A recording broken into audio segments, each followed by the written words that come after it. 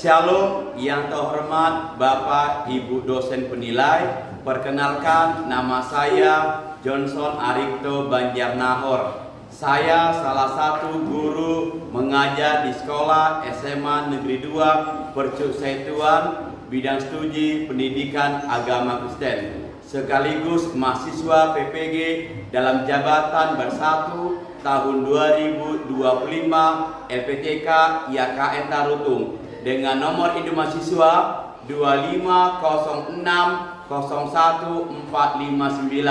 Pada hari ini saya akan melaksanakan membuat video praktek mengajar di kelas 11 dengan materi komunikasi keluarga dengan menggunakan model pembelajaran yaitu problem based learning sebagai salah satu syarat dalam UKIN. Berikut videonya, selamat menyaksikan. Shalom. Shalom. Oke, jadi sebelum kita mulai pembelajaran, ada baiknya kita terlebih dahulu bernyanyi dan berdoa. Ada yang bersedia mimpin? Oke, silakan Rosa. Namanya? Oh, sahabat. Iya. Shalom semuanya. Shalom. Sebelum kita mulai ibadah kita, alangkah baiknya kita adakan pujian kita yang berjudul Hari Ini. 1, 2, 3 ya. Hari ini ku rasa bahagia berkumpul bersama saudara seiman.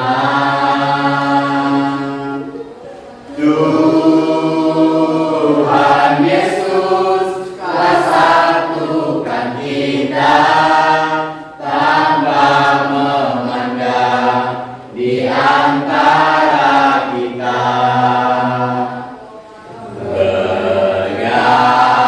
Bergandengan tangan dalam kasih, dalam satu hati, berjalan dalam terang kasih Tuhan.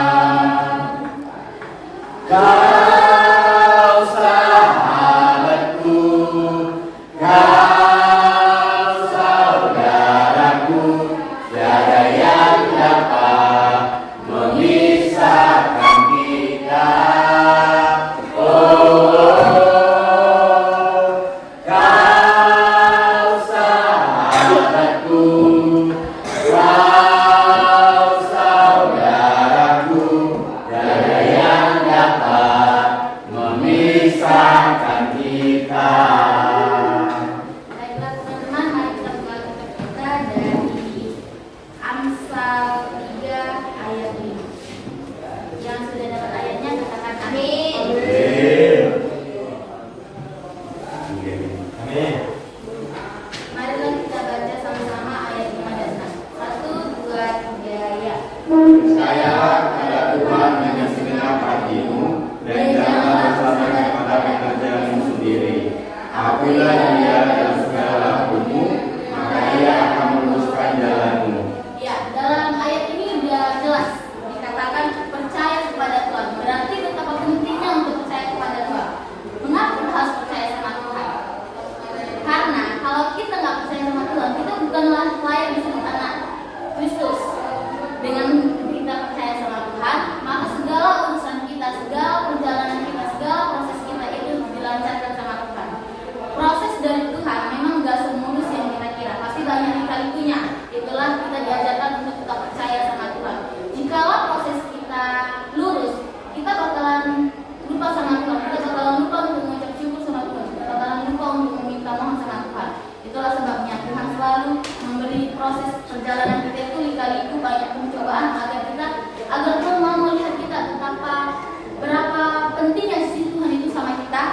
Nah, kita buka lagi ayat Alkitab kita itu di Mazmur 37 ayat 5.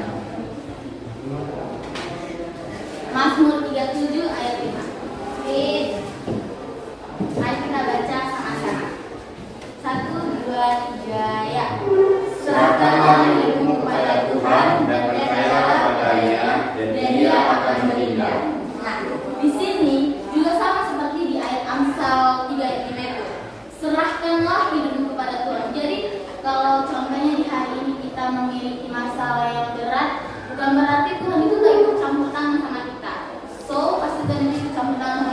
Dan Tuhan udah tahu apa yang terbaik buat kita.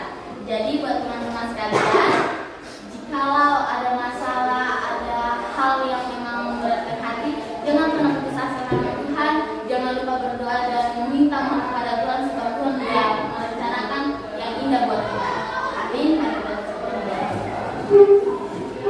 Terima kasih Tuhan, terima kasih Yesus sudah memberkati keringan Tuhan.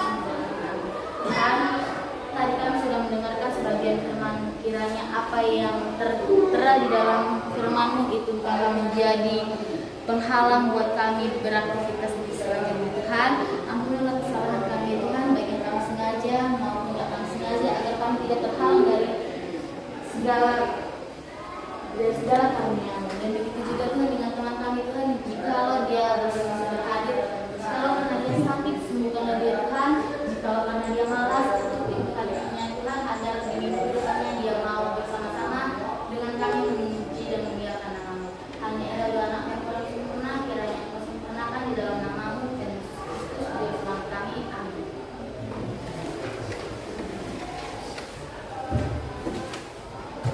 Terima kasih kepada anak kami Sarah. Jadi untuk minggu depan bergantian ya, pemimpinnya ya.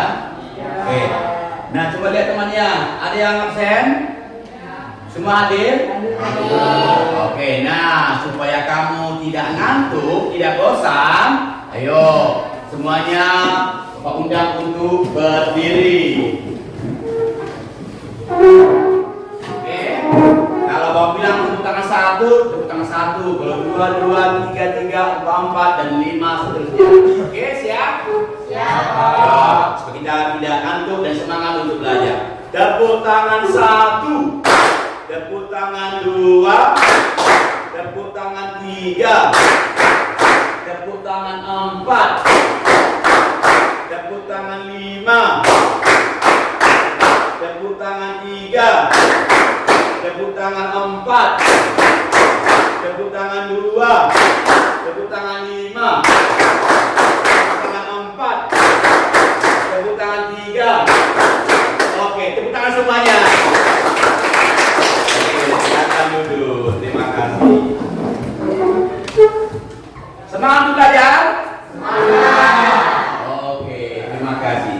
Nah, hari ini kita akan belajar materi mengenai apa? Iya, komunikasi keluarga. Ayo, silakan masuk nak. Ayo. Dan, nah, di antara kamu siapa yang tahu apa pengertian dari keluarga? Silakan angkat tangan. Ya, silakan tahu, Sylvia. Keluarga adalah tempat utama dan bersama bagi pembentukan kehidupan manusia dalam berbagai aspek. Iya, betul. Angel, sama? Oke, sama.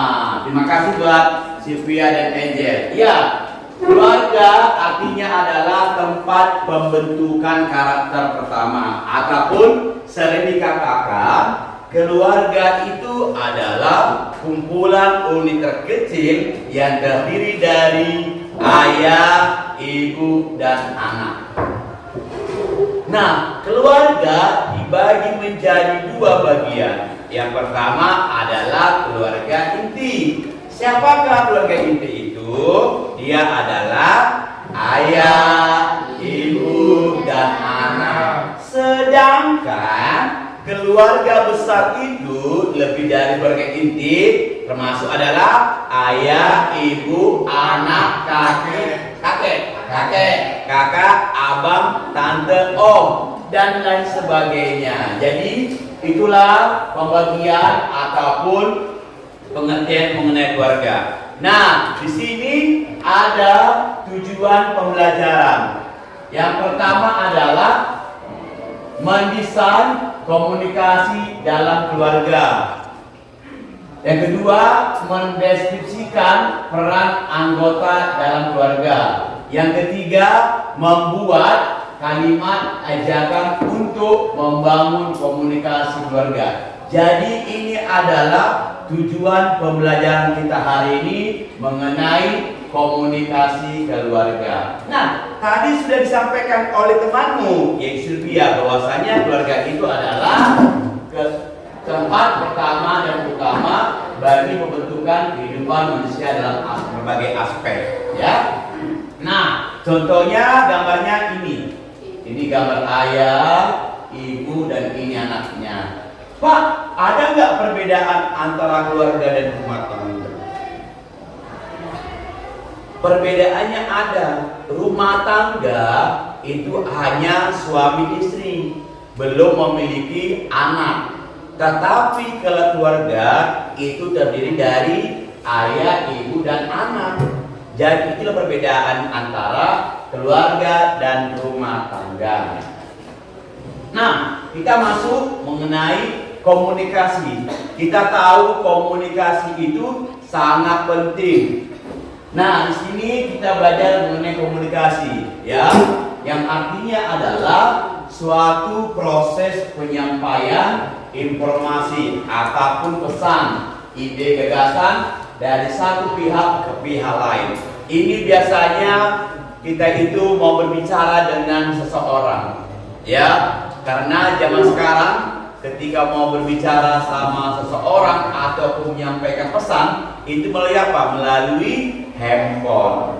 Kalau dulu untuk menyampaikan pesan itu apa? Melalui surat. Kenapa? Karena dahulu kala tidak ada handphone. Sekarang yang sudah ada handphone, ya. Nah, lalu ada dua jenis komunikasi.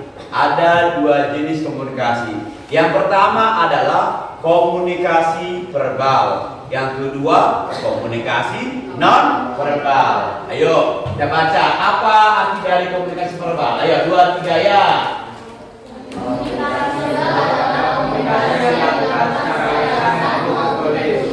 Iya, komunikasi yang dilakukan secara lisan maupun tertulis, itulah verbal. Seperti apa? Seperti contohnya surat, itu tertulis, itu dia. Nah, sedangkan komunikasi non verbal adalah komunikasi yang bisa disampaikan secara simbolis, bisa berupa gerak tubuh seperti bahasa isyarat. Ini biasanya digunakan bagi saudara-saudara kita yang dia belum bisa berbicara ataupun masyarakat bisu ataupun tunawi iya, tunawicara, belum bisa berbicara, itu dia. Nah, mereka menggunakan apa? Menggunakan gerak tubuh isyarat untuk menyampaikan pesan kepada temannya jikalau misalnya mereka itu mau berbicara, itu dia. Nah, lalu ada contoh komunikasi verbal, ya. Ada beberapa contoh. Yang pertama apa? Pidato. Nah, pidato ini adalah salah satu contoh komunikasi verbal. Sebab ketika berpidato harus mengeluarkan apa? Suara. Contohnya misalnya kepada Bapak Ibu yang terhormat. Itu dia contohnya, ya. Lalu kedua apa? Video call. Video call itu seperti melalui handphone, ya kan? Itu dia. Untuk bisa mendengar suara dan juga bisa melihat temannya, wajahnya. Itu dia. Ketika misalnya kamu kangen, bisa tinggal video call. Kalau dulu enggak, datang ke rumah temannya tadi ataupun melalui surat, tapi lama nyampainya. Kalau sekarang tidak, tinggal telepon, langsung bisa berbicara dan bisa melihat wajah temannya. Nah, yang ketiga apa? Konseling.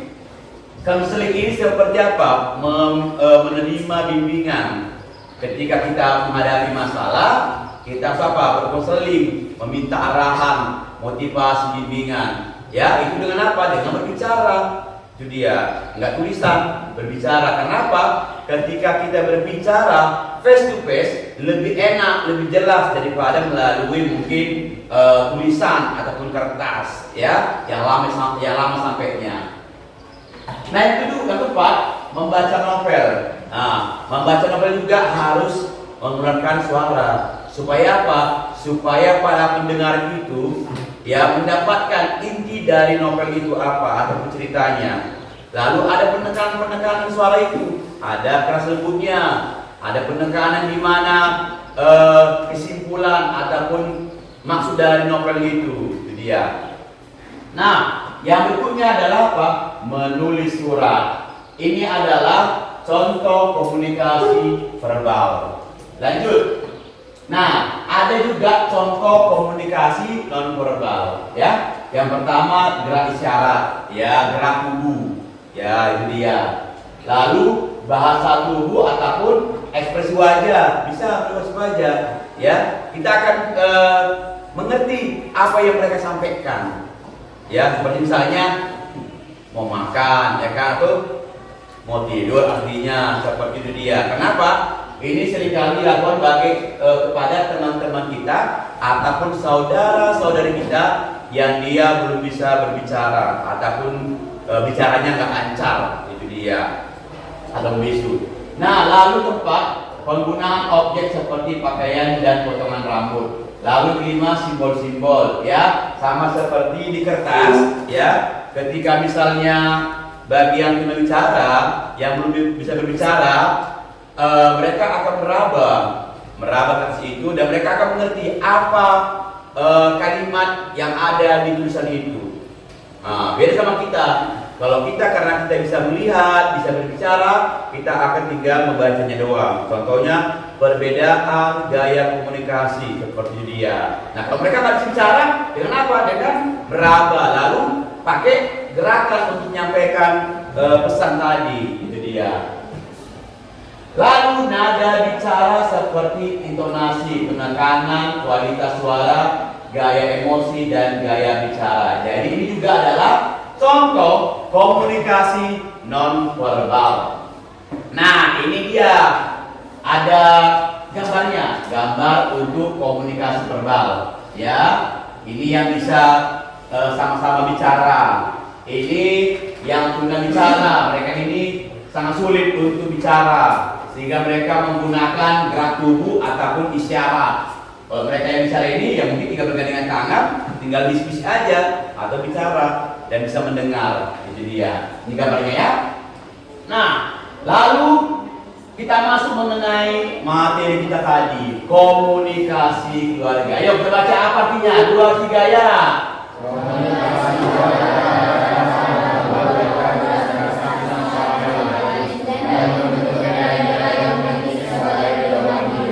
Iya. Komunikasi keluarga adalah cara anggota keluarga berinteraksi satu sama lain. Jadi supaya kamu berinteraksi dengan keluarga, sebaiknya kamu itu harus sering-sering berkomunikasi. Itu dia. Lalu kita juga harus apa? Membentuk nilai yang penting sebagai pedoman hidup. Kenapa? Karena jika misalnya kita jarang berkomunikasi dengan orang tua, saudara kita, nanti kita dibilang apa? Sombong kali, angkuh kali, sok kali dia, gak mau bicara, ditegur, gak mau dijawab. Makanya apa? Harus berkomunikasi supaya apa? Untuk menciptakan interaksi satu dengan lain sebagai pedoman hidup. Nah, ada contoh komunikasi keluarga. Yang pertama, berbicara dengan bahasa yang santun, dengan baik. Jadi ketika kita itu mau berbicara kepada keluarga, baik ayah, ibu, dan kakak, kita harus berbicara dengan sopan. Bagi yang dituakan bisa panggil kakak, bagi yang dimudahkan bisa panggil adik. Itu dia. Jangan panggil kau atau mungkin Bang Edo. Bukan Edo. Jangan, tapi Bang Edo. Kenapa? Mungkin si Edo tadi sudah lebih tua daripada adiknya. Itu dia, ya.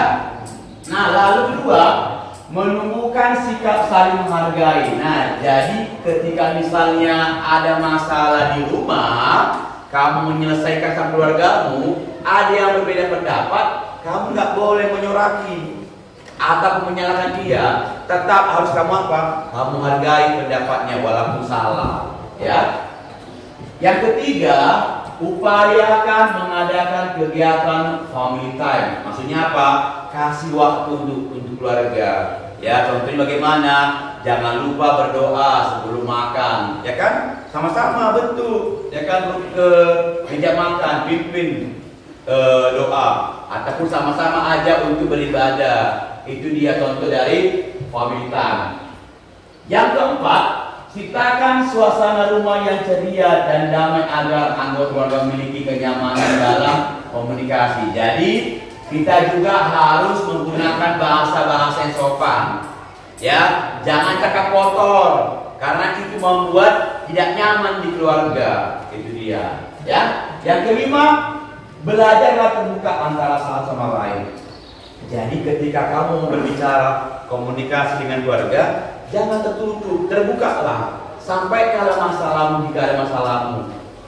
Masalah sekolah, masalah nilai, masalah percintaan, sampaikan kepada keluargamu, sampaikan kepada orang tuamu.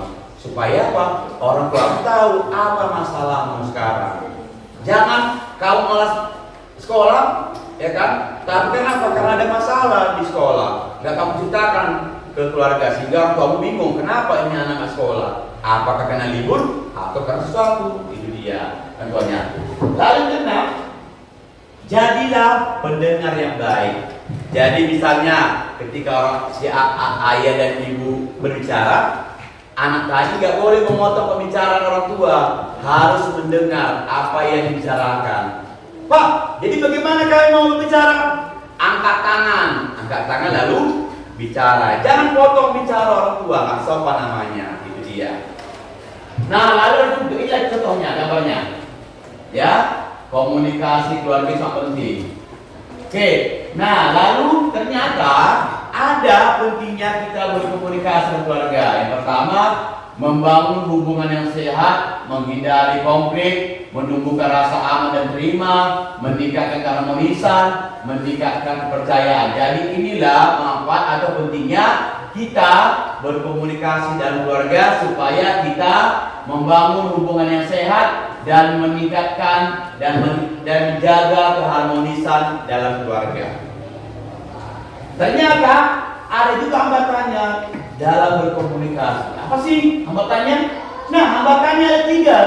Salah satunya adalah kurangnya waktu bersama. Iya, karena mungkin kamu tidak kasih waktu kepada keluarga, terlalu sibuk di luar. Akhirnya apa? Komunikasi jarang dengan orang tua. Pergi pagi, pulang sore, tidur. Pergi pagi, pulang sore, tidur. Sehingga apa? Untuk family time, waktu keluarga pun kamu tidak sediakan. Sehingga komunikasi tidak sering. Itu dia. Nah, yang kedua, perbedaan dari komunikasi. Iya, setiap manusia antara ayah dan ibu dan anak berbeda-beda cara komunikasinya. Ya, jangan kamu samakan kamu berkomunikasi dengan temanmu dengan komunikasi dengan keluarga ataupun ayah dan orang tuamu ataupun ibu. Ya, beda. Lalu 3C, kurangnya keterbukaan. Ya, inilah dia hambatan dalam komunikasi keluarga. Berikutnya, bagaimana cara meningkatkan komunikasi keluarga? Yang pertama, kita harus aktif. Harus aktif, maksudnya apa? Peduli apa yang terjadi dalam keluarga, apa yang dibicarakan dengan keluarga. Tapi hal yang positif, biarlah menjadi apa? Menjadi motivasimu. Itu dia. Lalu yang B, mengatur waktu khusus. Aturlah waktu untuk keluarga. Jangan sibuk sekali dengan kegiatan gereja atau sekolah. Tapi penting juga harus kasih waktu untuk di rumah supaya apa? Bisa berkomunikasi. Lalu C, jaga komunikasi terbuka. Jadi ini dia manfaat komunikasi dan keluarga, hambatannya dan cara meningkatkan komunikasi keluarga.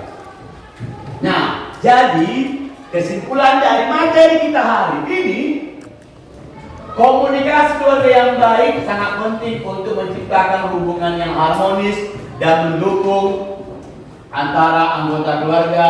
Dengan komunikasi yang terbuka, jujur dan penuh empati, keluarga dapat mengatasi konflik, memperkuat ikatan emosional dan menciptakan lingkungan yang aman. Jadi inilah dia kesimpulan dari materi kita hari ini mengenai komunikasi keluarga. Nah, sampai di sini ada yang mau bertanya? Silakan angkat tangan.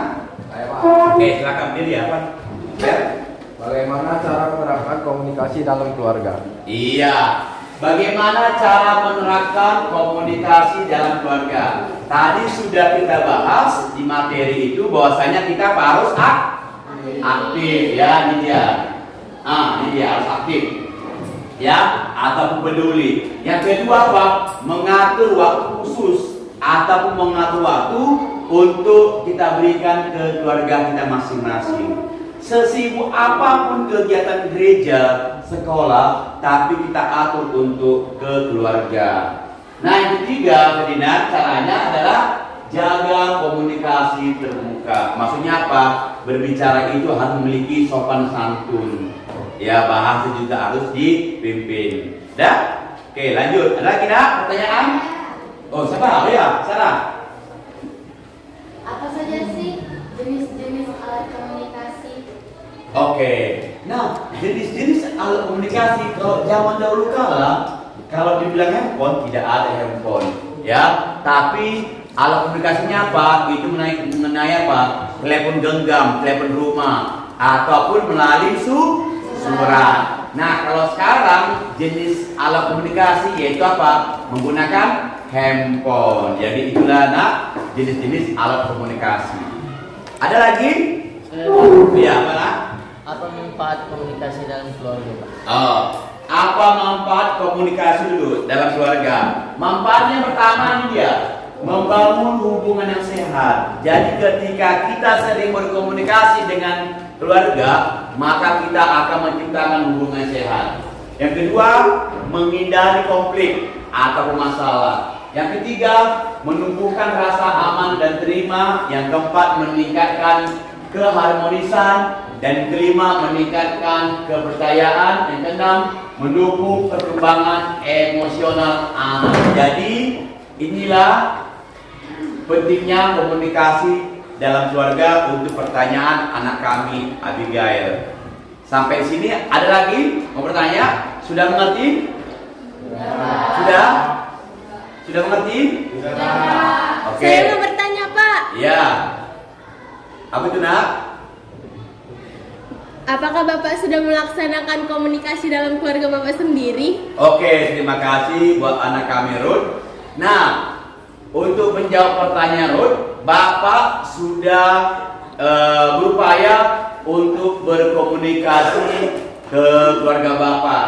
Walaupun mungkin Bapak belum berkeluarga, tapi masih memiliki orang tua, ayah dan ibu. Sampai sekarang Bapak masih berupaya untuk melaksanakan berkomunikasi dengan keluarga dengan bagaimana? Dengan cara kasih waktu, dengan berbagai berbicara, pembahasan dengan bahasa-bahasa yang sopan dan menghargai pendapat-pendapat dalam keluarga. Jadi itulah buat pertanyaan buat anak kami Rubis. Ada lagi? Sudah? Oke, kalau tidak ada lagi, supaya kita tutup, oke, kita bersatu di dalam doa. Bapa kami yang ada dalam surga, terima kasih Tuhan buat pertemuan kami hari ini. Engkau masih memberkati kami, Tuhan masih membimbing kami, mengajari kami untuk kami bisa berkomunikasi dengan baik di keluarga kami masing-masing. Biarlah Tuhan materi yang didengarkan oleh anak kami pada hari ini mereka bisa terapkan dalam kehidupan mereka sehari-hari. Kami percaya Tuhan Engkau selalu ada dimanapun kami berada, dan ampuni segala kesalahan kami supaya berkat dan kesehatan yang Tuhan berikan kepada kami tidak terhalang. Kami percaya Tuhan buat materi kami hari ini kami memiliki ataupun kami memiliki dasar pedoman dalam kehidupan mereka sehari-hari. Terpuji nama Tuhan, kami bangga punya Allah seperti Engkau. Amin. Jadi buat anak kami tugasnya adalah ya membuat beberapa contoh kalimat ajakan mengenai menciptakan komunikasi keluarga. Ya, tugasnya adalah membuat contoh ajakan atau kalimat ajakan mengenai komunikasi keluarga. Sudah mengerti? Oke, baiklah anak-anak, sampai di sini pertemuan kita hari ini. Kita jumpa minggu depan. Semoga kamu menerapkan komunikasi keluarga dengan baik. Shalom.